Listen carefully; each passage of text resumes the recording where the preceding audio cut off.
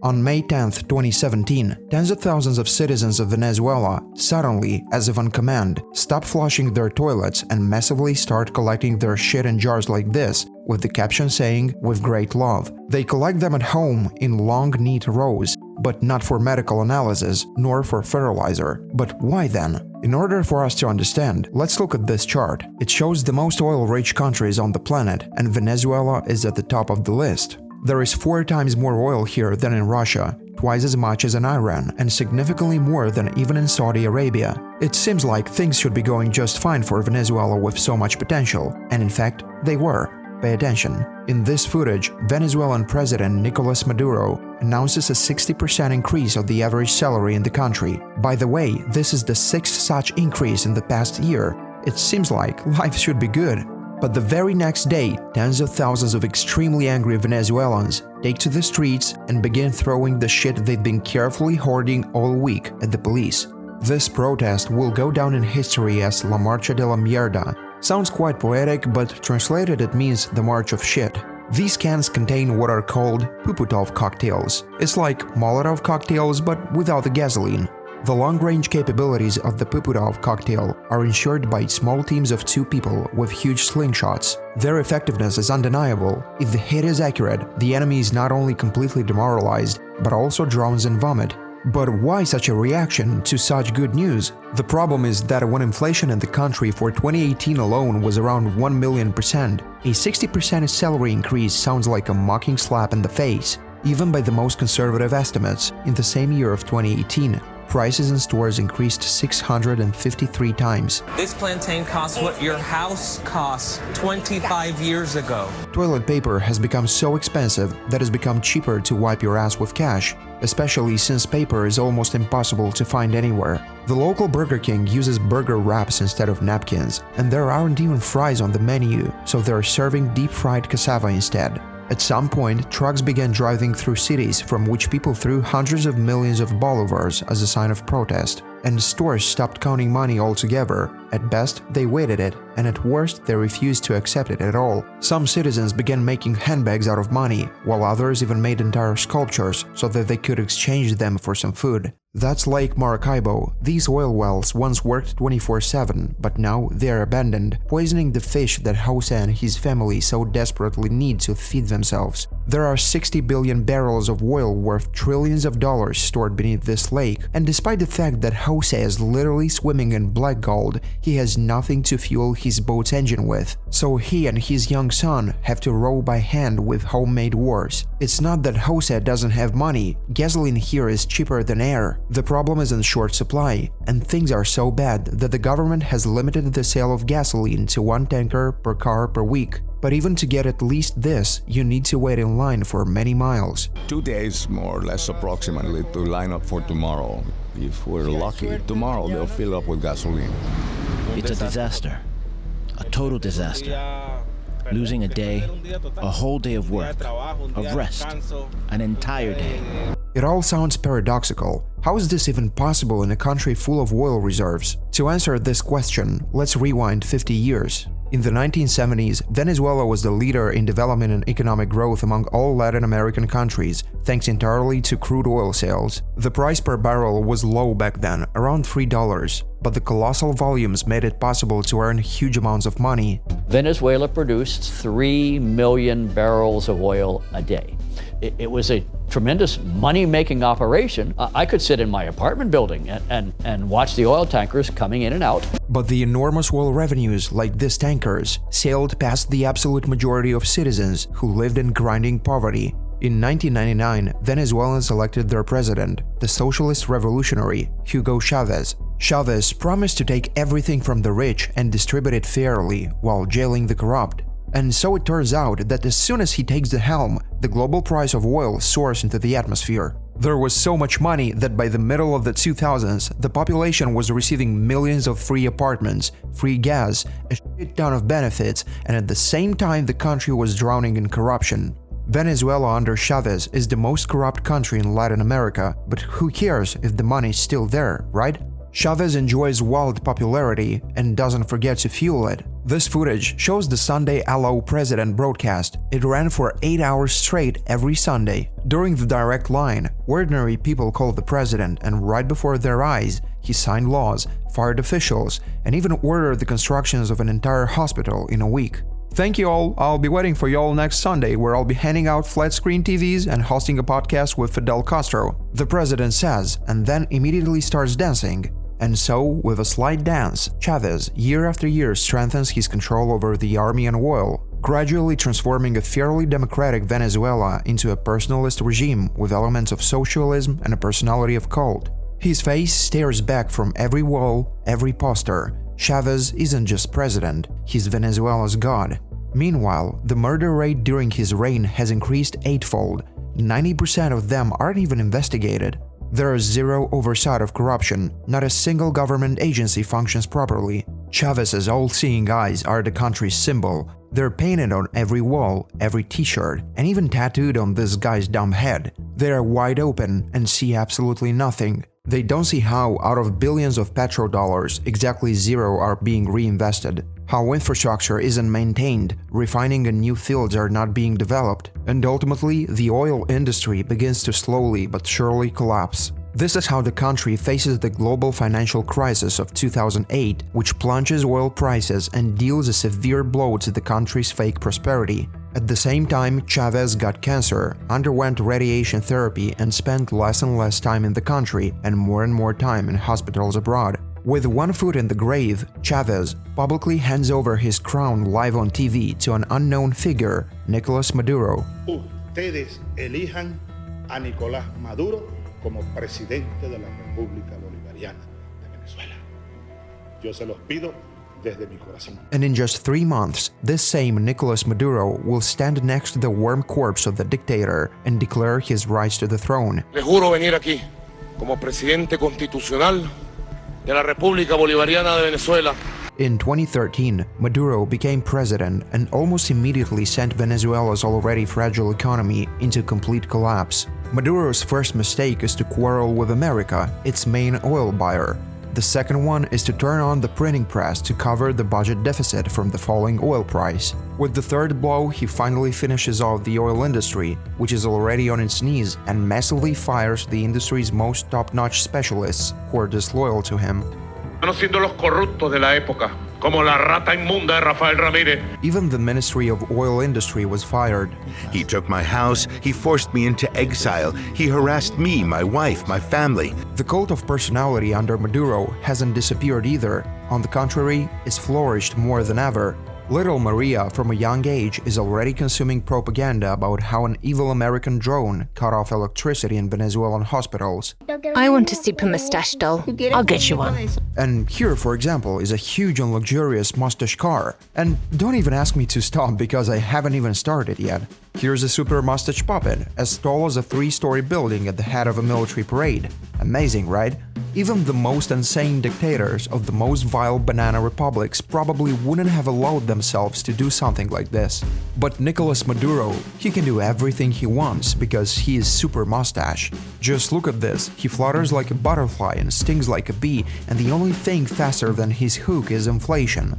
He plays soccer and throws his opponents around like they're kids, because they really are. He dances and feels good. He changes the time zone forward by half an hour because the current time zone was imposed by Americans. He celebrates Christmas in October because he just felt like it and works for the good of people 24 hours a day and even more.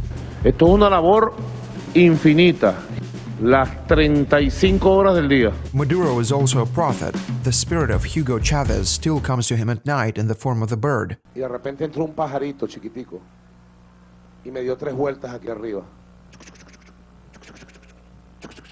Se paró en una viga de madera aquí y empezó a silbar. It only took Venezuelans a couple of years to get their fill of such mind-blowing stories. And on December 6, 2015, the Super Mustacho loses the parliamentary elections. Ese día, con irreverencia, con revire democrático. but does not accept the results. Asamblea Nacional, prepárate, prepara las maletas, que te va a llegar tu hora. People take to the streets. The police run them over with cars and shoot 130 demonstrators, while the rest are thrown into police cars. General Attorney Luisa Ortega is the only one in the government to express indignation, and the very next day she flees abroad, saving her life. I ordered the arrest of a policeman who had crushed protesters with an anti-riot vehicle. The response I got was that my arrest order was a violation of the human rights of the vehicle's driver. Do you see how absurd that is? Amid the protests, Maduro gathers a crowd of his supporters and throws a party to the most popular song in the world, Despacito. The Americans didn't like Maduro even before this. He was too close to Russia, China, and Iran, and the fight for democracy became a convenient pretext for Washington to impose all the possible sanctions on Venezuela, and the main blow fell on Venezuelan oil, which the US stopped buying completely. Why not sell this oil to someone else, right? Well, there's a small detail that changes everything. You see, Venezuelan oil is very thick. Only a few refineries in the US and a dozen in China and India can process it. Meanwhile, Venezuela destroyed its own factories, and sanctions finished off its already half-dead infrastructure. Maduro, of course, insists that sanctions don't bother him at all, but while he lives a lavish life, poor Jose still struggles to make a living for his family.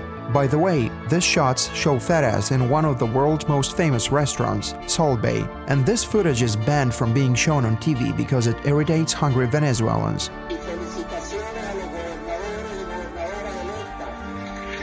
So every single day, Venezuela's already battered economy is becoming weaker and weaker. Everything from bread to toilet paper disappears from store shelves in an instant, and if it does appear, it is so expensive that no one can simply afford it. Meanwhile, Maduro talks live on air about how the country is thriving before starting to answer live questions from viewers. Después Moisés David me dice, Nicolás Maduro, chúpalo. Chúpate tú tu cambio, ¿viste?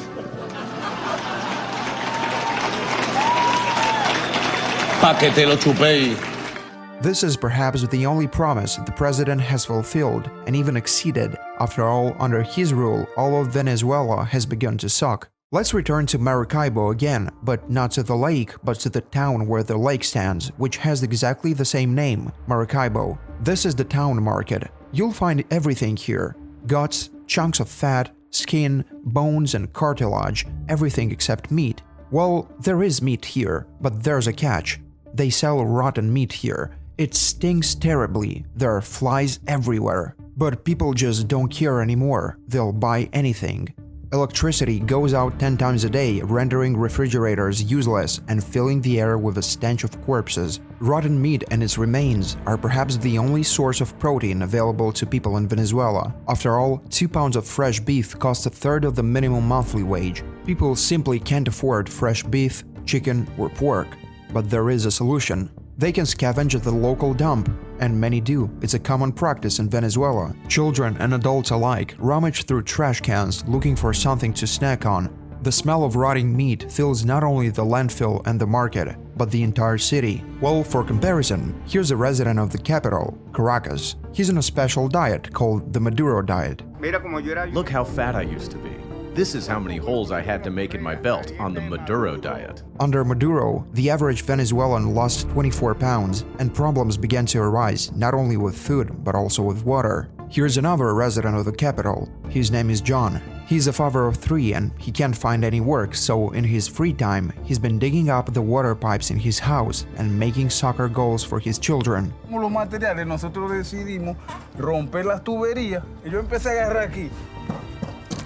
State-owned water trucks stop at random times and random places. People race to grab bottles, load them onto carts, and rush to fill them. John was lucky today. He only had to pull the cart for 3.5 miles. Well, here's another typical situation from the capital, Caracas. A girl in her new car parked in one of Caracas' neighborhoods. Less than a couple of seconds pass before 3 gangsters pointing the guns at the girl surround the car, steal it, and kidnap the girl. The whole thing took them 19 seconds. Interestingly, no one even bothered to cover their faces with a mask. La situación de impunidad es tan grande que no les importa.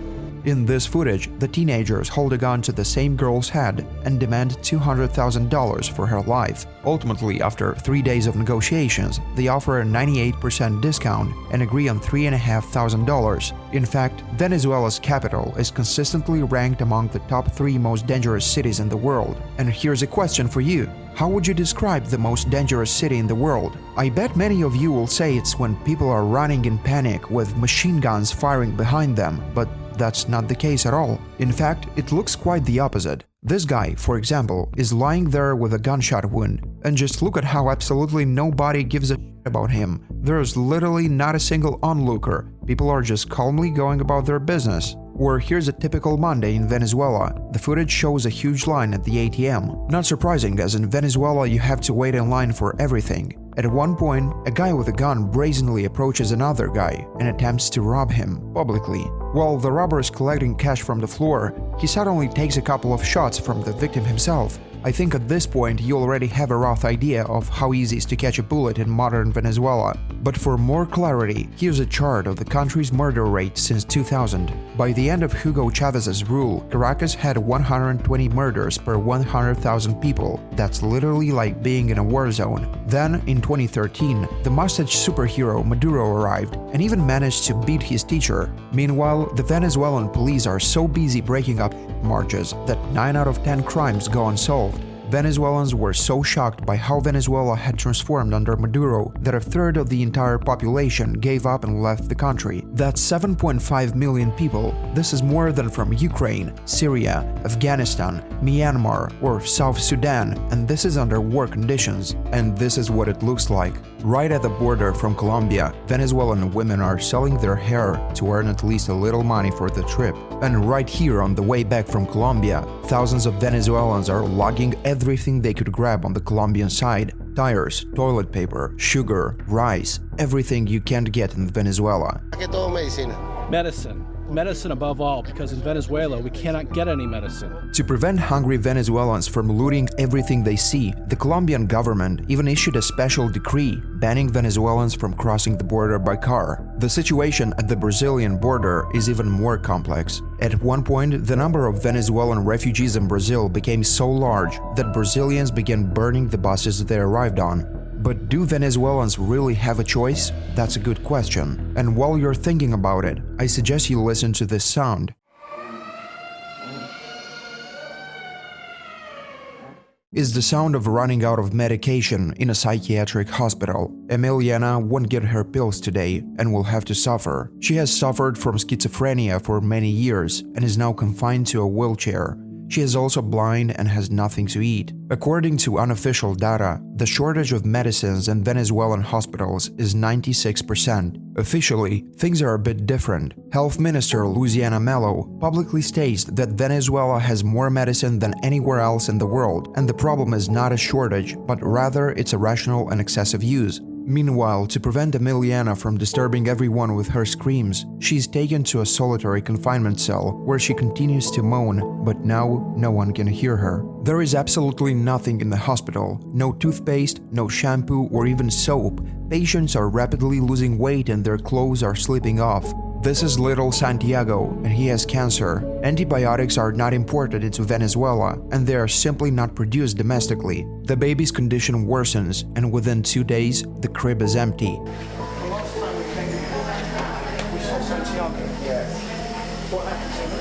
He became worse and worse, and it was almost impossible to stop the infection, and he became in a septic shock and he died.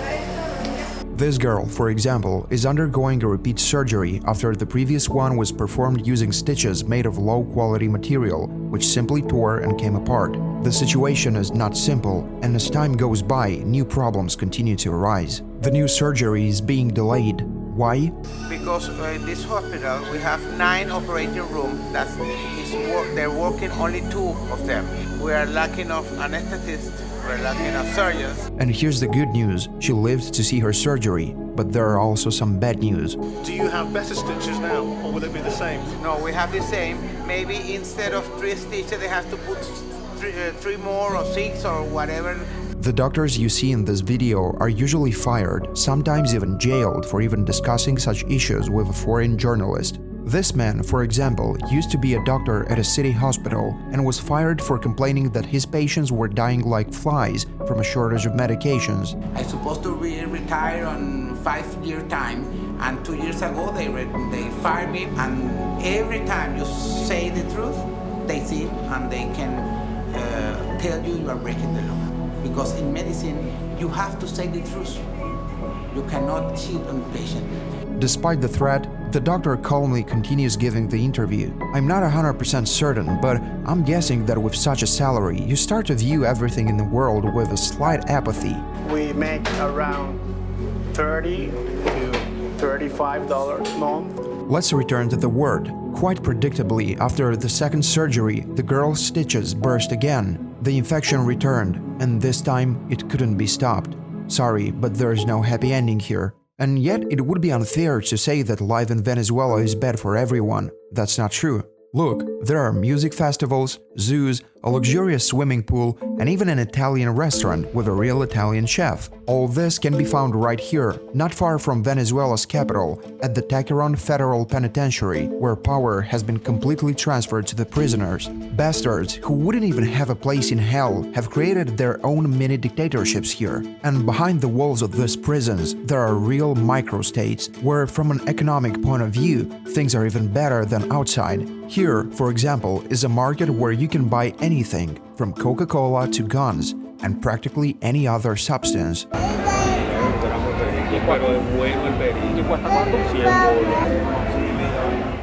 The prisoners here are divided into castes, and each caste has a leader. Usually it's some big boss with a group of suckers. They can do whatever they want here, because they have not only guns, but even real combat grenades. Interestingly, escaping from such a prison is even more difficult than from a basic one. After all, it's the gang leaders who ensure no one escapes, as doing so could undermine their power. There are also some evangelists here who perform some idiotic religious rituals and in between clean up the crap left by the criminals. They are not particularly respected here, but even less so, as always, pedophiles, transvestites and gays, who aren't even considered human here and are forced to live on the roof. No. The prisoners here have literally created a country within a country. It's shocking, but they even have their own financial system with its own currency, loans, and even taxes which they collect from all the prisoners and use to buy all sorts of goodies on the outside. The prisoners live here together with their families and children, and there are dozens of similar prisons throughout Venezuela. For example, in this one, under the direction of a mob serving time for murder, construction work is underway and a stage for cockfights is being installed. I don't mean they pick gays off rooftops and make them fight. No, I'm talking about real birds. It looks luxurious, even if you forget that we're talking about a prison, and the authorities might not mind the prison becoming a prison again. It's just that the situation has gotten so out of control that fixing it will require a truly incredible amount of work and a ton of corpses. Military troops tried to retake prisons, but it always ended in bloody battles. The prisoners had too many guns. In 2023, a military raid on one of these prisons finally succeeded. Control was restored, and the police even seized a Bitcoin mining farm, rocket launchers, and machine guns with ammunition. This looks like a success, but in reality, it's only an illusion of success, as such raids don't address the root of the problem, the degradation of the state at all levels. That's why prisons like this keep popping up, and because of the rampant corruption of Venezuelan cops, crime bosses are increasingly learning about upcoming raids and either escaping or arming themselves in advance to greet the police with a hospitable salvo of heavy weapons. Everything I'm saying might sound incredible, but it's backed real data. Based on data from 2021 to 2023, Venezuela took the honorable second to last place in the ranking of the most corrupt countries in the world. Such opulent conditions create fertile ground for a wide variety of criminal activities. Completely unpunished, they become increasingly organized and proliferate. Guess the country from this footage. A group of masked men with machine guns are going door to door collecting money from residents, and if someone refuses to open the door, they're breaking down their doors. These assholes are members of one of Latin America's largest gangs, Tren de Aragua. It was born right here in Taqueron prison and then spread across the continent. Today, the Trump administration blames Maduro personally for the violence on its land. Frankly, I find it hard to believe that Maduro was deliberately sending thugs to extort money from Americans. However, the fact is, he created the perfect conditions for it. And, of course, the American government was not at all pleased with this kind of imported chaos and crime. And at first, America, along with the Venezuelans, was simply waiting for something to change. But at some point, they realized that such a dictator was only going to leave, either by force or dead. In 2024, Venezuela held new presidential elections. Across all independent polls, Maduro's actual support hovers around 9%. At the same time, 75% of Venezuelans who oppose him hate him so much that they support measures such as tightening sanctions, arresting the president, and even introducing troops from another country into Venezuela. We won't leave the streets until Maduro leaves. We'll do whatever it takes, even destroy everything. We can't take it anymore. In short, anything to fry El Presidente fat ass. Citizens write on ballots and rush to stuff them into ballot boxes. But everyone understands that it doesn't matter how they voted. What truly matters is how the results were counted. Thus, the fully controlled commission once again declares Maduro the winner, which finally deprives ordinary Venezuelans of any hope for a normal life. The US government is also caught in the crossfire, and on the very day of Maduro's inauguration, the Americans announced a $25 million bounty on his head. Then, suddenly, they raise it to $50 million. How big of a number is that? For comparison, it's more than Saddam Hussein and Bin Laden combined. But they don't stop there, and in the summer of 25, the Americans amassed the largest military force of the 21st century off the coast of Venezuela, from Marines to Tomahawk missiles and nuclear submarines, and they attack anything that floats nearby. Maduro responds by mobilizing thousands of citizens, among whom military experts have noticed particularly heavy weapons. Maduro really does have a loyal army. Venezuelan fighters are truly willing to take bullets for their president. And this isn't just my personal assessment. Here's concrete evidence. Here, Maduro is holding a military parade, which is suddenly attacked by enemy drones. This is simply unbelievable. What a passionate act of self-sacrifice. That's what you'll probably think until you realize that in these images, the president is on the other side.